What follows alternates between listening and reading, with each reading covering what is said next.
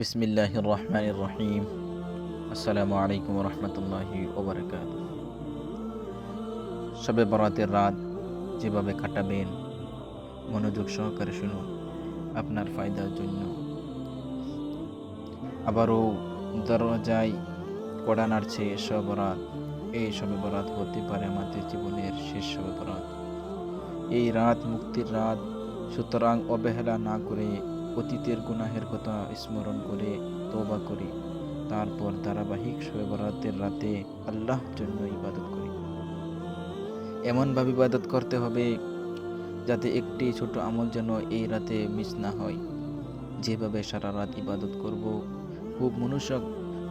খুব মনোযোগ দিয়ে ওযু করবেন, ওযু শেষে কালিমা শাহাদত পড়বেন, সারা রাত ওযুর সাথে থাকার চেষ্টা করবেন, এতে অনেক সওয়াব আছে।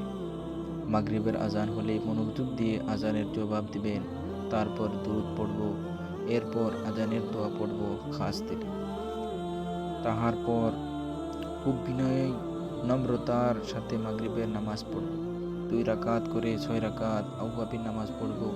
মাগরিবের ও আওয়াবিনের নামাজের ফাঁকে বা পরে সন্ধ্যার জিকির ও আমলগুলো করব 15 মিনিট। তারপর সূরা ওয়াকিয়া পড়বেন। তারপর ইসলামী বই পড়বেন এশার আগ পর্যন্ত, যাতে ইবাদতের প্রতি আগ্রহ আসে। বিশেষ করে তওবা সম্পর্কে বই পড়বেন, যাতে খাঁটি তওবা নসিব হয়। জান্নাতের নিয়ামত সম্পর্কে পড়বেন, যাতে জান্নাত পাওয়ার আশায় আমল করতে পারেন। এবং জাহান্নামের শাস্তি সম্পর্কে পড়বেন, যাতে জাহান্নামে কঠিন আযাবের কথা স্মরণ করে ইবাদত ও তওবা করা যায়। তারপর অনুরূপ এশা নামাজ পড়বেন। এশা নামাজের পর হাদিসে বর্ণিত আমল করবেন, সূরা মুলক পড়বেন, তারপর খুব বিনয়ের সাথে খাঁটি তওবা করবেন।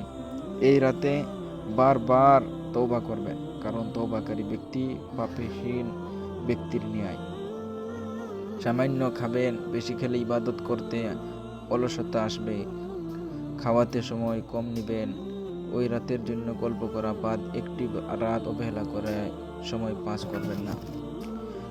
শবে বরাত নামে আলাদা কোনো নামাজ নেই, তবে কিছু কিতাব 100 রাকাত, সর্বনিম্ন 14 রাকাত পড়ার কথা রয়েছে। 2 রাকাত করে 4 রাকাত করে যত পারেন আপনি নফল নামাজ পড়বেন, কোরআন তেলাওয়াত করবেন, যত বেশি পড়বেন ভালো। আর যদি আপনি কোরআন তেলাওয়াত করতে না পারেন, যে ব্যক্তি কোরআন তেলাওয়াত করতে পারে তার কাছে গিয়ে মনোযোগ সহকারে কোরআন তেলাওয়াত শুনবেন, বহুত সওয়াব রয়েছে। সালাতু তাসবিহ নামাজ পড়বেন, কমপক্ষে 1000 বার করে দুরূদ ও ইস্তিগফার পড়বেন। সুবহানাল্লাহ, আলহামদুলিল্লাহ, আল্লাহু আকবার 100 বার করে পড়বেন। সুবহানাল্লাহি ওয়া বিহামদিহি 100 বার পড়বেন। সুবহান রাব্বি ওয়া বিহামদিহি 100 বার পড়বেন। হাসবুনাল্লাহু ওয়া নি'মাল ওয়াকিল, নি'মাল মাওলা ওয়া নি'মান নাসির যতবার ইচ্ছে পড়বেন। লা ইলাহা ইল্লাল্লাহ 100 বার পড়বেন। এই আমলগুলো 2 রাকাত করে যে নফল নামাজ পড়বেন তার ফাঁকে ফাঁকে করবেন, খুব ভালো হবে। দান সদকা করবেন সামর্থ্য অনুযায়ী। এতিম গরিব বিধবা হলে দান করলে ভালো। মানুষ কবরে গিয়ে জিয়ারত করবেন এবং আপনার পাশের আউলিয়া কেরাম মাজার জিয়ারত করবেন। মহিলা বাড়ি থেকে বা দূর থেকে জিয়ারত করবেন, কেননা রাসূলুল্লাহ সাল্লাল্লাহু আলাইহি ওয়াসাল্লাম এই রাতে জান্নাতুল বাকিতে জিয়ারত করেছেন। কিন্তু বিদ্যুৎ মনে রাখবেন, জামাতের সহিত গিয়ে কবরের মধ্যে মোমবাতি জ্বালানো, এত মালা দেওয়া, এগুলো ডাইরেক্ট ইসলামের মধ্যে নেই। আপনি একেলা যাবেন, গিয়ে কবর জিয়ারত করে চলে আসবেন। তারপর 3টার দিকে 2 রাকাত করে সর্বোচ্চ 12 রাকাত তাহাজ্জুদ নামাজ পড়েন।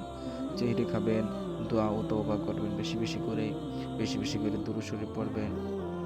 পরিশেষে ফজরের সময় হলে ফজরের নামাজ পড়ে জিকির করে শেষ মুনাজাত দিয়ে ঘুমাবেন। সওয়াবের নিয়তে পৌঁছে দিবেন, সবার কাছে শেয়ার করে দিবেন।